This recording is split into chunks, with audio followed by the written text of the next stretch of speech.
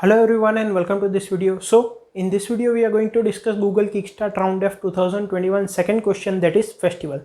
Now अगर आप इस क्वेश्चन के थ्रू गए होंगे तो आपको पता होगा कि इस क्वेश्चन को समझना इतना मुश्किल पार्ट नहीं है, but implementing it is really a good job. Don't worry, we will understand the question, see what concepts are used in this and also see how it will be implemented. Also the solution code I have given it in the comments.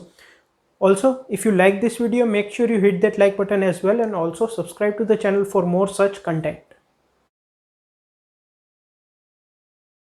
Okay, so let us start by understanding the question. Festival. Problem.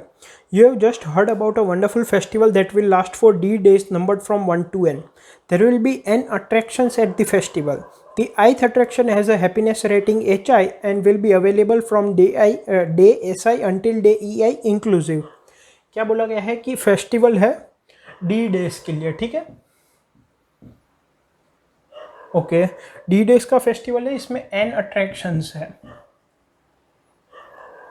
And all this N attractions start on day S I, मतलब अगर ith attraction की बात करें तो last up to day E I. Okay, starting day ending day, so it this is also inclusive and its happiness is H I.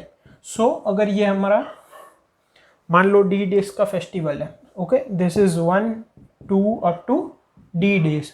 सो मान लो ये कोई एक अट्रैक्शन है, so this is S I, this is E I. S I day पे भी ये attraction है और ई आई डे पे भी है, ठीक है, इंक्लूसिव है. और इसका जो हैप्पीनेस इंडेक्स है वो है एच आई. इस तरह के एन है, so there might be many such, ठीक है, attractions. You plan to choose one of the days to attend the festival. On that day, you will choose up to K attractions to ride. Your total happiness will be the sum of the happiness ratings of the attractions you choose to ride. Second paragraph में क्या बोला गया है कि ये जो D days है उसमें से कोई एक पर्टिकुलर डे पे तुम फेस्टिवल विजिट करना चूज करते हो, ठीक है. फॉर एग्जाम्पल मान लो D1 डे पे, so on this day you choose up to K attractions. अब अप टू क्यों बोला गया है? क्योंकि इट इज पॉसिबल कि उस डे पे एक भी अट्रैक्शन ना हो, 2 हो, 3 हो, K-1 हो, मोर देन K हो. So you can choose maximum up to K attractions, ठीक है. और हमारी टोटल हैप्पीनेस वैल्यू क्या होगी? इस डे पे हम जाएंगे फेस्टिवल में, we will take ride in at most K attractions, तो हमारी हैप्पीनेस वैल्यू होगी sum of all attractions we ride, ठीक है. सो मान लो D1 डे पे हमने 3 अट्रैक्शंस में राइड किया, तो उनकी जो एच आई वैल्यू होगी, उनका जो सम होगा वो हमारी हैप्पीनेस वैल्यू होगी. What is the maximum total happiness you could achieve, ठीक है. तो पूछा गया कि मैक्सिमम टोटल हैप्पीनेस कितनी अचीव कर सकते हैं. अब ऐसा क्यों पूछा गया? क्योंकि आप अलग अलग डेज पे जा सकते हो, ठीक है. आपके पास D1 क्या है, 1 से लेके D तक सारे ऑप्शंस है. अब आप जैसे जैसे अलग अलग डेज पे जाओगे आपके पास नंबर ऑफ अट्रैक्शंस भी डिफरेंट होंगे, ठीक है. इट मे बी पॉसिबल कि फर्स्ट डे 2 ही अट्रैक्शन हो, फिफ्थ डे 10 अट्रैक्शंस हो, right, to ride. First thing. Second thing, उन अट्रैक्शंस की हैप्पीनेस वैल्यू का सम भी चेंज हो सकता है, ठीक है.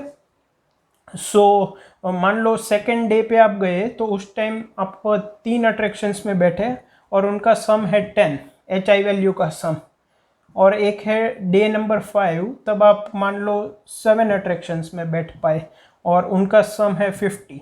सो ये ज़्यादा हो गया ना. So it will very depending upon that. Also हमें क्या चीज़ ध्यान में रखनी है कि number of attractions in which we ride should be less than equal to K, ठीक है. सो there are so many days we have to select, we have to like figure out which day we will have the maximum value of the happiness. So that is the question, ठीक है. एक बार summary कर दूँ. D days के लिए festival है, हमारे पास n attractions है, या तो आप बोल लो n राइड्स है, ठीक है. उनका स्टार्टिंग और एंडिंग डेट्स है, एंडिंग डेट भी इंक्लूसिव है, उस दिन भी होगा वो राइड, और उनकी हैप्पीनेस वैल्यू है एच आई. तो हमें इन डी डेज में से कोई भी एक डे राइड विजिट करना है फेस्टिवल, और अप टू K राइड्स में हमें बैठना है, ठीक है. और अप टू K राइड्स और इनकी जो भी एच आई वैल्यूज़ होगी उनका सम होगा वो हमारा हैप्पीनेस होगा. तो हमें इस हैप्पीनेस इंडेक्स को मैक्सिमाइज करना है. ठीक है. So this is the question. Now let's move on to the interesting part, that is concept and implementation. Okay, so इसके बाद इनपुट फॉर्मेट दिया. इनपुट फॉर्मेट कैसा है? सबसे पहला नंबर ऑफ टेस्ट केसेस है, फिर उसके अंदर है डी, एन और K, total number of days, total number of rides और maximum rides you can take on a particular day. और फिर उसके बाद आपके पास एन इनपुट्स है जो कि है एच आई, एस आई और ई आई के फॉर्म में. एच आई क्या है? Happiness of that ride. S I क्या है? Start day. और ई आई क्या है? Last day. ठीक है, एंड डे नहीं है, वो खत्म इस डे पे अवेलेबल है, नेक्स्ट डे पे खत्म हो रही है. Okay, so now let's start the concept and implementation part. So हमारे पास एक तो डी नंबर ऑफ डेज है. ठीक है, इंडिविजुअल डेज की हैप्पीनेसेस होगी. ठीक है, हैप्पीनेस वैल्यू. और हमें चाहिए कि कोई एक पर्टिकुलर डे हम फेस्टिवल में जाएंगे तो इन सभी में से तो हम मैक्सिमम कितनी हैप्पीनेस वैल्यू अचीव कर सकते हैं. ठीक है, हैप्पीनेस को हमें क्या करना है? मैक्सिमाइज करना है. ठीक है, और अप टू के राइड्स हम ले सकते हैं, टोटल एन राइड्स है. ठीक है, और एक चीज़ यहाँ पे मैंने कंस्ट्रेंट्स में लिखा नहीं है, लेकिन जो हैप्पीनेस वैल्यू है वो ग्रेटर देन इक्वल टू 1 है. I mean it's positive. ठीक है, अब अगर हमें इन सभी डेज की में से जो भी मैक्सिमम पॉसिबल हैप्पीनेस वैल्यू होगी बाय सिलेक्टिंग एटमोस्ट के राइड्स वो चाहिए, तो अगर हम इंडिविजुअल डे की मैक्सिमम हैप्पीनेस वैल्यू निकाल दें. ठीक है, ये H1 मैक्स, फिर ये H2 मैक्स, फिर H3 max up to HD max. ठीक है, ये इस पर्टिकुलर डे पे मैक्सिमम हैप्पीनेस जो पॉसिबल होगी वो है. अब एक ही दिन पे अलग अलग हैप्पीनेस क्यों हो सकती है? क्योंकि हमें के राइड्स हम सिलेक्ट कर सकते हैं. ठीक है, टोटल एन राइड्स है. ठीक है, राइड्स एस आई से लेके ई आई डेज तक चालू है, पर्टिकुलर राइड आइथ राइड, और उसकी हैप्पीनेस वैल्यू एच आई है. अब मान लो कोई एक डे है, उस पर आपके पास 3 ऑप्शन होंगे, या तो लेस देन के राइड्स होगी, या इक्वल टू के राइड्स होगी, या ग्रेटर देन के राइड्स होगी कोई एक पर्टिकुलर आइथ डे पे. ठीक है, तो अगर लेस देन के राइड्स है और सभी राइड का हैप्पीनेस इंडेक्स वैल्यू पॉजिटिव है तो हम सबको ले लेंगे क्योंकि हमें मैक्सिमाइज करना है. तो अगर नेगेटिव होता तो सोचना पड़ता, लेकिन पॉजिटिव है तो सबको ले लेंगे ताकि हमें मैक्स वैल्यू मिले. ठीक है, तो यहाँ पे हम सबको ले लेंगे. इस केस में भी सबको ले लेंगे, लेकिन इस केस में हम सबको नहीं ले सकते. ठीक है, सो डिपेंडिंग अपॉन कौन सी के वैल्यूज हम लेते हैं, हमारी इंडिविजुअल डे की भी हैप्पीनेस चेंज हो सकती है. सो अगर एक दिन में मान लो एच आई की 4 वैल्यूज पॉसिबल है, 4 राइड्स है. ठीक है, कोई भी आइथ डे पे, और हमारी के की वैल्यू 2 है, तो अगर हम 1 और 2 वाली लेंगे तो हमारी टोटल हैप्पीनेस होगी 3. अगर 3 और 4 वाली लेंगे तो हमारी टोटल हैप्पीनेस होगी 7. तो एक दिन पे भी ये वेरी कर सकती है. ठीक है, so now in order to maximize each individual days value, हम क्या करना चाहते हैं कि हम सभी इंडिविजुअल डेज की मैक्सिमम हैप्पीनेस वैल्यू निकाल लेंगे, और उनमें से जो ओवरऑल मैक्सिमम होगी वही हमारा आंसर हो जाएगा. राइट, अगर हम इंडिविजुअल डेज की मैक्सिमम निकालते हैं, इसका मतलब उस पर्टिकुलर डे पे उससे ज़्यादा हैप्पीनेस वैल्यू नहीं मिल सकती, और उन सब में से जो हम मैक्सिमम ले लेंगे वही हमारा आंसर हो जाएगा. तो आइथ डे पे 3 ऑप्शन है. अगर लेस देन के है, ठीक है, तो सबको ले लो. अगर इक्वल टू के है तो भी सबको ले लो. अगर ग्रेटर देन के है तो मैक्स के वैल्यूज को ले लो. ठीक है, जैसे कि यहाँ पे के की वैल्यू 2 थी और हमारे पास 4 राइड्स थी, तो जो मैक्सिमम हैप्पीनेस वाली 2 थी उनको हमने ले ली. इस तरह से हम इंडिविजुअल डेज का मैक्सिमम निकाल लेंगे और फिर ओवरऑल निकाल लेंगे. राइट, अब इम्प्लीमेंट कैसे करेंगे? देखो, एक होगा ब्रूट फोर्स मेथड और फिर smart method. Brute force method क्या कहता है कि हम for d equals to 1, d is less than equal to d plus plus. ठीक है, सभी डेज को ट्रावर्स करें. फिर मान लो कोई एक वेक्टर या एरे ले लेते हैं, वेक्टर. ठीक है, लॉन्ग में LL लिख रहा हूँ और A. ठीक है, अब हमारे पास n नंबर ऑफ इनपुट्स है, मतलब कि पर्टिकुलर डे पे. तो वो है हैप्पीनेस दिया गया है, स्टार्टिंग दी गई है और एंडिंग दी गई है. ठीक है, सभी अट्रैक्शंस के लिए। तो for i equals to 0, i is less than n, i plus plus, ठीक है। अब पहले तो हमें चेक करना पड़ेगा कि ये राइड है वो इस डे पे अवेलेबल है कि नहीं। हम क्या कर रहे हैं, सभी डेज के लिए एक वैल्यू निकाल रहे हैं, ठीक है। तो if starting of i is less than equal to d and ending of i is greater than equal to d, तो फिर ये राइड है। मतलब कि अगर SI और EI है, SI यहाँ पे है, EI यहाँ पे है, और हम इस डे के लिए चेक कर रहे हैं, तो SI is less than equal to D and एन EI is greater than equal to D, तो ये राइड dth डे पे होगी, ठीक है। तो हम क्या कर सकते हैं, ये जो वेक्टर है A, उसमें हम पुश कर देंगे इसकी हैप्पीनेस वैल्यू को, ठीक है। अब जैसे ही हम इस फॉर लूप के बाहर आएंगे, ठीक है, यहाँ पे, तो हमारे पास तीन ऑप्शन होंगे, या तो A जो है उसकी साइज लेस देन के होगी, या इक्वल टू के होगी, या ग्रेटर देन के होगी। इन दोनों केस में हम सभी जितनी भी वैल्यूज होगी ए में, मतलब कि dth डे पे जितनी भी राइड्स पॉसिबल होगी, उसकी हैप्पीनेस वैल्यू हमने इसमें स्टोर करी है, तो उनका सम ले लेंगे, ठीक है। और फिर उसको एक ग्लोबल आंसर होगा हमारा, मान लो यहाँ पे आंसर इक्वल टू 0 है, तो फिर यहाँ पे कंपेयर कर देंगे answer equal to max of answer comma sum, ठीक है। इन दोनों केस में सभी को ले लेंगे। थर्ड केस में हमें क्या करना पड़ेगा, हमें शॉर्ट करना पड़ेगा इसको, और फिर मैक्स के वैल्यूज लेनी पड़ेगी, ठीक है। और फिर उनको हम सम में ऐड करेंगे और फिर उसको आंसर के साथ मैच करेंगे, और फिर जैसे ही मतलब हर एक डे की वैल्यू हम सम में स्टोर करेंगे, उसको आंसर के साथ कंपेयर करेंगे, तो जैसे ही हम इस फॉर लूप के बाहर आएंगे हमारे पास हमारा आंसर होगा। अब प्रॉब्लम क्या है इसमें, अगर हम टाइम कॉम्प्लेक्सिटी देखें तो पहले तो d नंबर ऑफ डेज, ठीक है, फिर इनर फॉर लूप कितना है n, फिर अगर हम यहाँ पे शॉर्टिंग की बात करें तो इसकी साइज कितनी हो सकती है, मैक्सिमम n, तो उसको शॉर्ट करने में कितना टाइम लगेगा, n log n, ठीक है। तो ये टाइम कॉम्प्लेक्सिटी हो गई। फिर इसमें ऊपर से नंबर ऑफ टेस्ट केसेस आएंगे, तो अगर इसकी हम वैल्यू निकालें, नंबर ऑफ टेस्ट केसेस है 100, उसमें से एटमोस्ट 10 टेस्ट केसेस के लिए ये वैल्यू होगी, रिमेनिंग टेस्ट केसेस के लिए ये होगी। तो हम एक काम करते हैं, सिर्फ 10 टेस्ट केसेस की वैल्यू निकालते हैं। Time complexity equal to number of test cases into D into N, मतलब इंटू डी इंटू एन, मतलब 9 इंटू 10 की power 10 into N log N, मतलब 3 इंटू 10 की पावर 5 इंटू लॉग एन। तो ये 10 ग्रेटर देन 10 की पावर 15 हो गया, ठीक है। ये डेफिनेटली टाइम लिमिट एक्सीड देगा, ये फिनिश नहीं हो पाएगा, because this is the brute force method, ठीक है। हमने क्या देखा कि हम हर एक डे पे ट्रैवल कर रहे हैं, फिर उस डे पे जितना मैक्सिमम पॉसिबल सम हो रहा है वो निकाल रहे हैं, अगर लेस देन इक्वल टू के है, ग्रेटर देन के है, दोनों केस करके, और फिर उसको एक अपर बाहर में एक वेरिएबल होगा आंसर, उसके साथ अपडेट कर रहे हैं। तो हर एक डे की मैक्सिमम वैल्यू, और उन सब में से मैक्सिमम वैल्यू होगी वो आंसर में स्टोर होगी, और हर एक डे की इंडिविजुअल वैल्यू सम में स्टोर होगी। तो ओवरऑल हमें जो मैक्सिमम वैल्यू होगी सभी डेज की वो आंसर में मिल जाएगी, बट ये टाइम लिमिट एक्सीड देगा, ठीक है।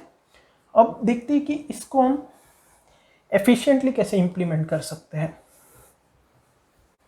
हम क्या कर सकते हैं, क्योंकि हमें यहाँ पे के वैल्यूज चाहिए, ठीक है, तो हम एक मान लो डेटा स्ट्रक्चर लेते हैं जिसमें कि हम के वैल्यूज को स्टोर करेंगे, टॉप के वैल्यूज को, ठीक है, मैक्सिमम, ठीक है। एक और डेटा स्ट्रक्चर लेते हैं जिसमें कि हम रिमेनिंग वैल्यूज को स्टोर करेंगे, ठीक है। और ये क्या होगा, फॉर ith इंडेक्स के लिए, फॉर ith इंडेक्स, ये दोनों चीजें वैलिड होगी, मतलब कि ith इंडेक्स के लिए वैलिड चीजें है ये, ठीक है। एक हमारा सम होगा जिसमें कि इन टॉप के वैल्यूज का सम स्टोर होगा, इन टॉप के वैल्यूज के HI का, ठीक है। अब लेस देन के होगी तो ऑब्वियसली मतलब मैक्सिमम के स्टोर करेंगे इसमें। अब ठीक है, अब यहाँ पे वैलिड क्यों मैं कह रहा हूँ, क्योंकि टोटल हमारे पास n राइड्स है, ठीक है। अब ith इंडेक्स पे, मतलब कि ith डे पे काफ़ी सारी ऐसी हो सकती है हैप्पीनेस जो कि अभी तक आई ही ना हो, ठीक है। ये उसका SI हो, ये EI हो और इनकी हैप्पीनेस HI हो। काफ़ी सारी ऐसी हो सकती है जो कि पहले ख़त्म हो गई हो, ये SI, ये EI और इनकी हैप्पीनेस HI।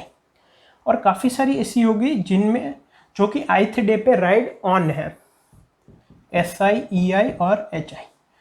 तो इनमें जो भी होगी वो सिर्फ मतलब जब हम ith इंडेक्स पे पहुंचेंगे तब अगर हमारे पास कुछ ऐसा हो जिसमें कि एक में टॉप के वैल्यूज़ हो, एटमैक्स के वैल्यूज़, और उसके बाद अगर रिमेनिंग है, मान लो यहाँ पे k+5 वैल्यूज़ वैलिड है ith इंडेक्स के लिए, तो टॉप के वैल्यूज़ यहाँ पे हो और रिमेनिंग 5 वैल्यूज़ यहाँ पे हो, ठीक है। अगर ऐसा कुछ हो तो सम हमारे पास है, तो हम क्या कर सकते हैं, answer equals to max of answer comma sum, ठीक है, ये कर सकते हैं। ओके, अब जब मैं i+1 इंडेक्स पे जाऊंगा, ठीक है, तो काफ़ी सारी ऐसी होगी जो कि उस टाइम पे निकल जाएगी। फॉर एग्जांपल ये D डेज है, ये ith इंडेक्स है, ये i+1 इंडेक्स है। अब काफ़ी सारी राइड्स ऐसी होगी जिनका लास्ट डे i होगा, ठीक है।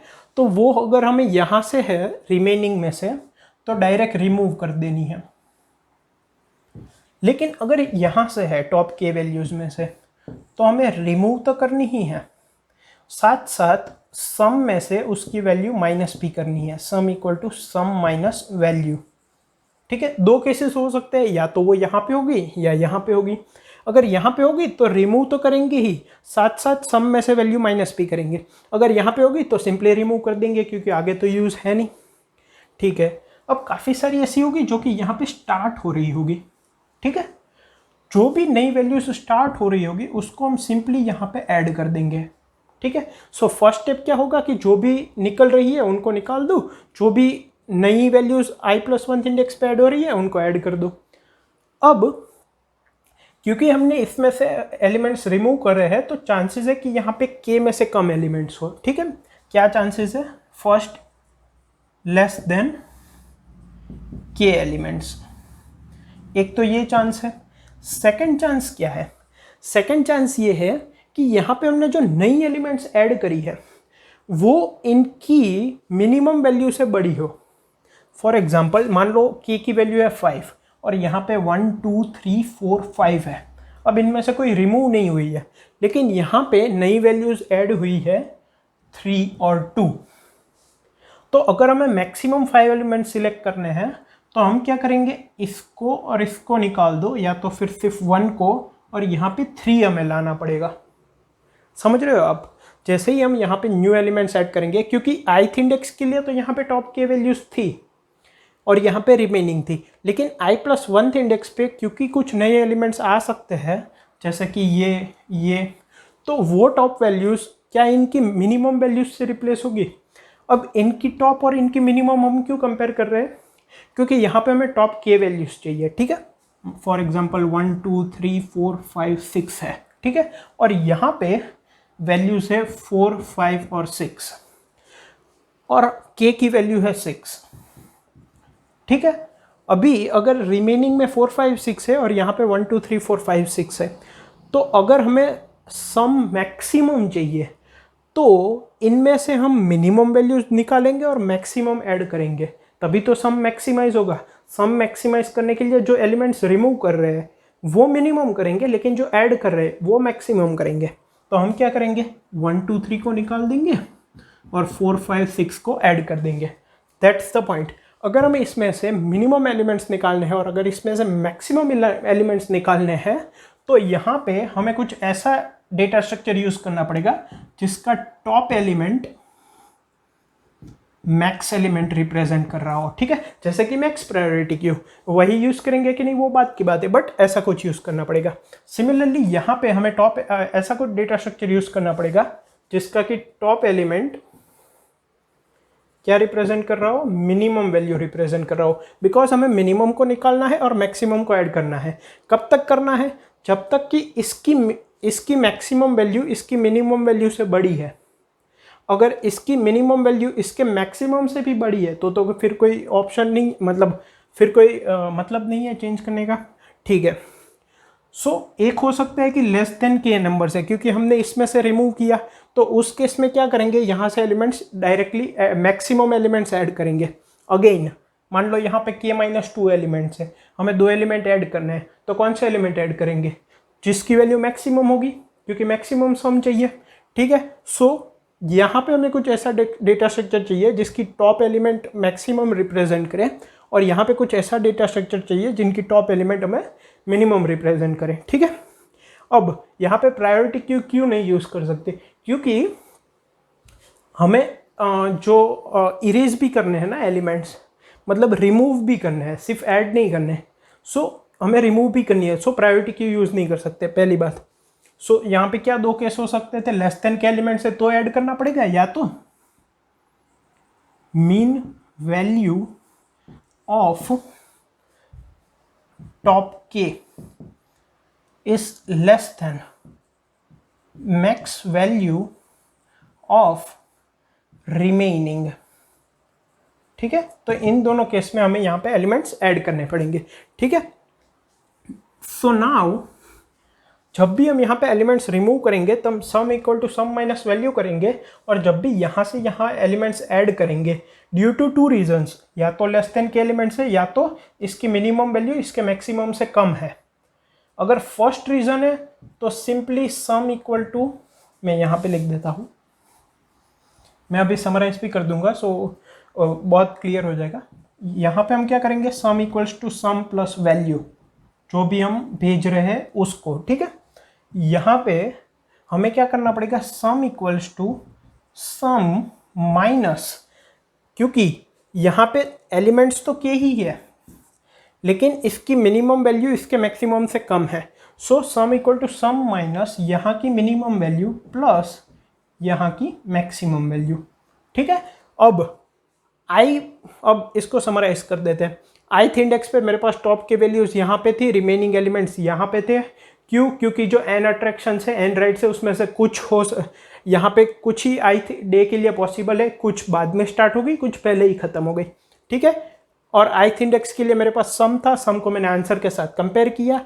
फिर मैं जब i+1 इंडेक्स पे आया तब काफ़ी सारी राइट्स ऐसी थी जो ख़त्म हो गई, तो अगर वो रिमेनिंग में थी तो मैंने डायरेक्ट रिमूव कर दी, अगर यहाँ पे थी तो मैंने उनको रिमूव करी और उनकी वैल्यू को भी सम में से निकाला। सम में हम क्या स्टोर कर रहे हैं, यहाँ पे जो एलिमेंट्स हैं उनका सम। ठीक है, ओके। फिर काफ़ी सारे ऐसे एलिमेंट्स थे, काफ़ी सारी राइट्स थी जो नहीं आई i+1 इंडेक्स पे, तो उनको मैंने डायरेक्टली यहाँ पे ऐड कर दिया रिमेनिंग में। उसके बाद 2 केसेस हो रहे थे, या तो इसमें number of elements less than के हो गए थे क्योंकि हमने कुछ रिमूव किए थे, तो यहाँ से जो मैक्सिमम वैल्यूज़ थी उनको मैं यहाँ पे ट्रांसफ़र कर रहा था अप टू जब तक कि इसकी साइज के नहीं हो जाती। उस केस में सम वेरिएबल की value sum equal to sum plus value करेंगे जो भी ट्रांसफ़र करेंगे।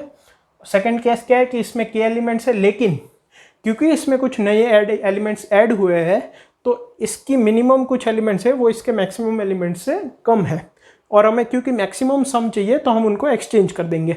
तो उस केस में sum equal to sum minus इसकी मिनिमम वैल्यू प्लस इसकी मैक्सिमम वैल्यू। इसका मिनिमम एलिमेंट यहाँ पे चला जाएगा, इसका मैक्सिमम एलिमेंट यहाँ पे चला जाएगा, और ये भी हम कब तक करते रहेंगे, जब तक कि ये कंडीशन ट्रू है। ठीक है, फॉर एग्जाम्पल जैसे मैंने अभी समझाया 1 2 3 4 5 है, ये 5 एलिमेंट्स यहाँ पे है और मेरे पास 4 5 यहाँ पे है। ठीक है, या तो फिर मान लो 4 और 3, तो इसकी मिनिमम वैल्यू इसके मैक्सिमम के साथ चेंज कर दो। अरे 4 और 2, सो इसकी मैक्सिमम और इसकी मिनिमम, तो ये हो गया 4, ये हो गया 1। अब इसकी मैक्सिमम 2 है, इसकी मिनिमम भी 2 है, तो ये कंडीशन फॉल्स हो गई। तो अब हम इस प्रोसीजर को स्टॉप कर देंगे। अब हमारे पास वापस i+1th डे के लिए मैक्सिमम सम की वैल्यू आ गई है। क्यों, क्योंकि हमने मैक्सिमम के वैल्यूज जो थी सभी केसेस को कंसिडर करते हुए, एलिमेंट्स गए आए, राइट्स खत्म हो गई नहीं आई, सबको कंसिडर करते हुए टॉप के एलिमेंट्स मेरे पास यहाँ पे थे, उनका सम मेरे पास है, उनको मैं आंसर के साथ कंपेयर करूँगा और i+1th डे का भी मेरा वर्क हो जाएगा। Starting from 1 to d days मैं यही प्रोसीजर करूँगा। नाउ इस द पार्ट कि इसको इम्प्लीमेंट कैसे करें कि वो एफिशिएंटली ख़त्म हो जाए। ठीक है, तो पहली बात तो यहाँ पे ये है कि जो रिमेनिंग एलिमेंट्स है उसमें टॉप एलिमेंट है वो मेरे पास मैक्सिमम होना चाहिए। सेकंड, जो के टॉप वैल्यूज वाला डेटा स्ट्रक्चर है उसमें मेरे पास टॉप एलिमेंट है वो मिनिमम होना चाहिए। थर्ड, ये सब पॉइंट्स हमें ध्यान में रखने डेटा स्ट्रक्चर सिलेक्ट करते टाइम। फर्स्ट, रिमेनिंग में टॉप एलिमेंट मैक्स होना चाहिए। सेकंड, टॉप के वाले डेटा स्ट्रक्चर में टॉप एलिमेंट मिनिमम होना चाहिए। मिनिमम मतलब खुद में ही मिनिमम शो करना चाहिए, लाइक मेन प्रायोरिटी क्यू में जो टॉप एलिमेंट होता है वो मिनिमम होता है। थर्ड, इंसर्ट इजी होना चाहिए। फोर्थ, डिलीट भी इजी होना चाहिए क्योंकि रिमूव भी कर रहे हैं हम elements. So keeping these points in mind can we use multiset of C++। Priority queue use करेंगे तो ये 3 एलिमेंट्स हमारे लिए हो जाएगी इजी, लेकिन डिलीट करना, राइट, बिकॉज यहाँ से मैं डिलीट कर रहा हूँ फिर मैं वापस इंसर्ट कर रहा हूँ, ये तो ठीक है कि यहाँ के मिनिमम वैल्यू यहाँ ला दी, यहाँ की मैक्सिमम वैल्यू यहाँ पे ला दी, लेकिन जो डी डेज की हमारी राइड है, ठीक है, अगर मैं ith डे की बात करूँ तो जो जो राइड्स i-1 डे पे लास्ट डे था, मतलब कि ith डे पे उनको डिलीट करना है, वो तो हमें पता नहीं है कि वो फर्स्ट एलिमेंट है, मतलब कि प्रायोरिटी क्यू में फर्स्ट है, सेकंड है, थर्ड है, फोर्थ है, फिफ्थ है। इसकी हैप्पीनेस, ये जो राइड है जो i-1 डे को ख़त्म हो रही है, मान लो उसकी HI वैल्यू 7 है। अब जो मेरी मीन प्रायोरिटी क्यू है टॉप 7 में वो है 1, 4, 5, 7, 10, 12, 15। तो हमें थोड़ी ना पता है कि वो फोर्थ एलिमेंट है, राइट। सो हमें कुछ ऐसा डेटा स्ट्रक्चर यूज़ करना पड़ेगा कि ये जो है ये भी वर्क इजी हो जाए। इनफैक्ट इसमें भी वो डिलीट का ऑप्शन रखना पड़ेगा क्योंकि वो 7 यहाँ पे भी हो सकता है, यहाँ पे भी हो सकता है। So seeing all this thing we can use multiset of C++ because we are implementing in C++। Multiset क्या करेगा,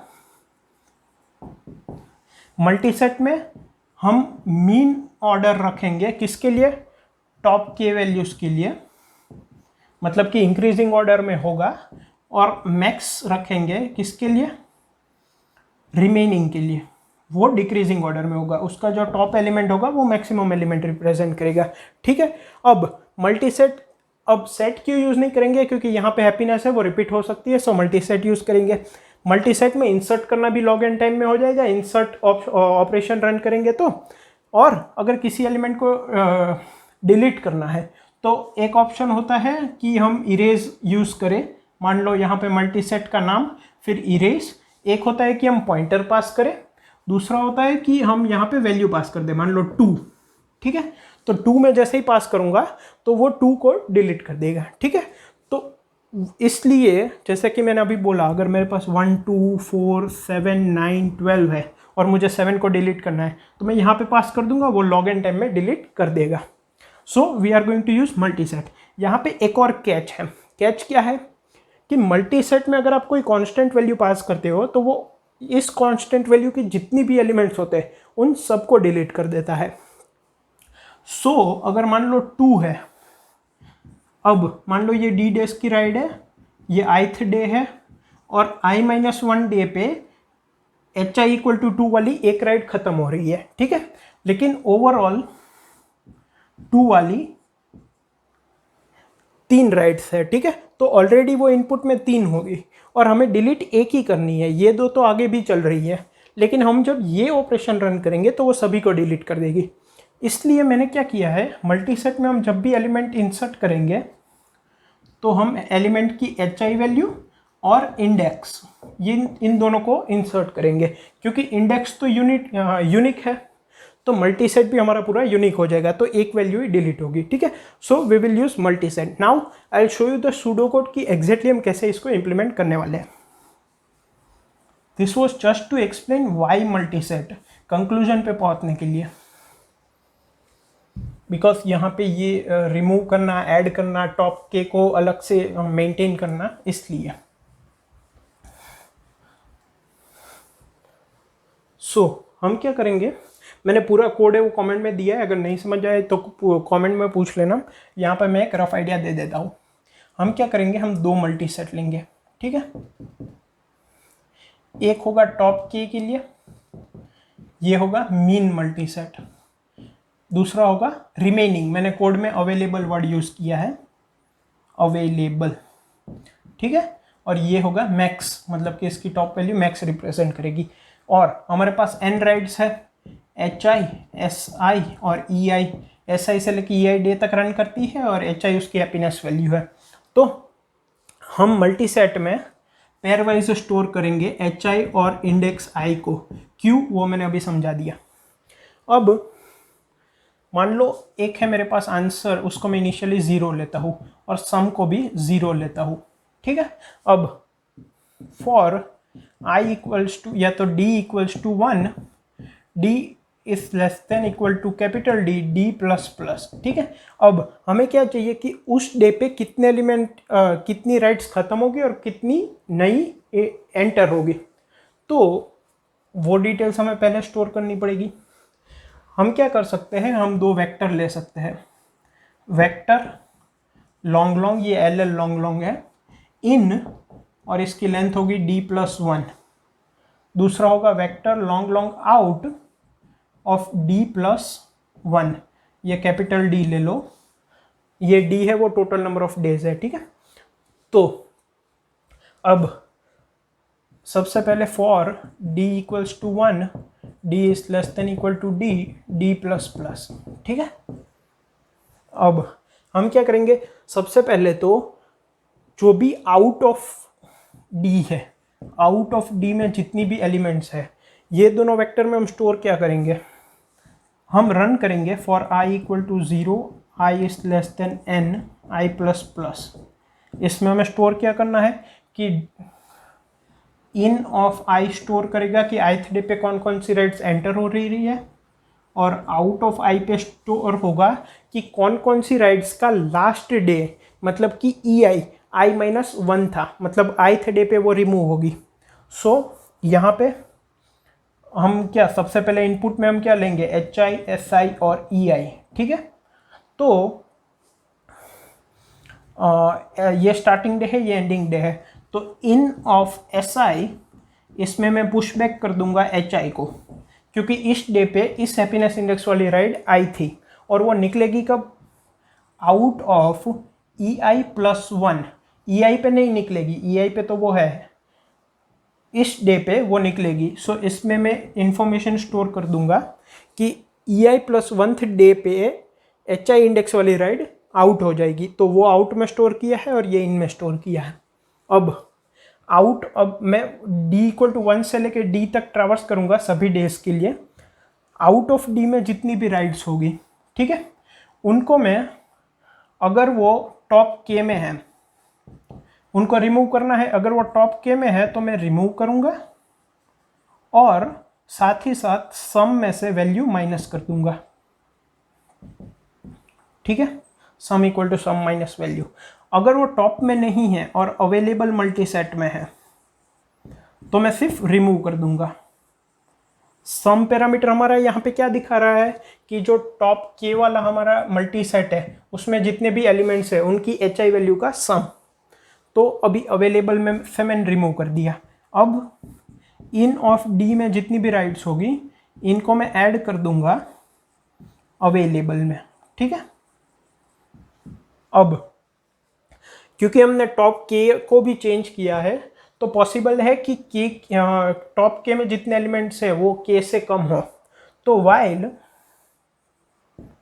SI is less then K, SI क्या है, टॉप K की साइज, उसमें अगर K से कम एलिमेंट्स है, ठीक है, और and available dot size is greater than 0, available में कुछ एलिमेंट्स भी तो होने चाहिए, available dot size is greater than 0, या तो आप चेक कर सकते हो available dot empty equal to false. तो अब अवेलेबल जो है वो तो मैक्स मल्टी सेट है, तो इसका जो टॉप एलिमेंट होगा वो हम SI में ट्रांसफर कर देंगे, ठीक है।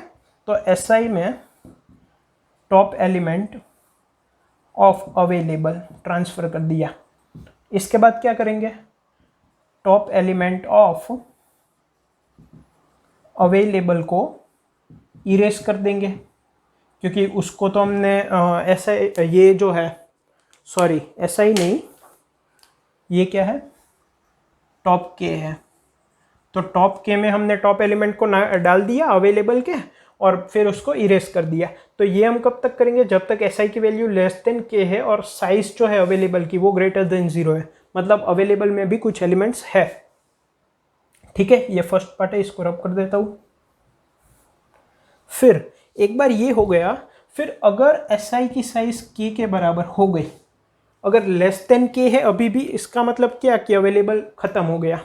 अगर अभी के बराबर है और अगर अवेलेबल की जो साइज है वो ग्रेटर देन 0 है, तो अब हमें क्या करना पड़ेगा कि जो टॉप के है उनकी साइज के बराबर हो गई, तो अब नए एलिमेंट्स हम ऐड नहीं कर सकते, बट इसमें से जो मिनिमम एलिमेंट्स है उनको हम इसके मैक्सिमम के साथ कंपेयर करेंगे और अगर इसका मैक्सिमम इसके मिनिमम से कम हुआ तो एक्सचेंज कर देंगे। अब ऐसा क्यों होता है, क्योंकि जब नई राइड्स आती है उसको हम अवेलेबल में डाल देते हैं तो चांसेस है कि वहाँ पे एच आई की हायर वैल्यू वाली राइड्स आ गई हो, जो कि हमने आगे समझा था।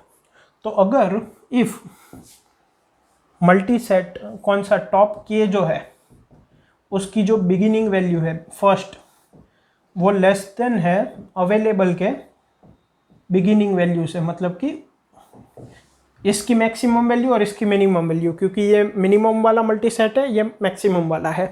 ठीक है, तो एक्सचेंज देम।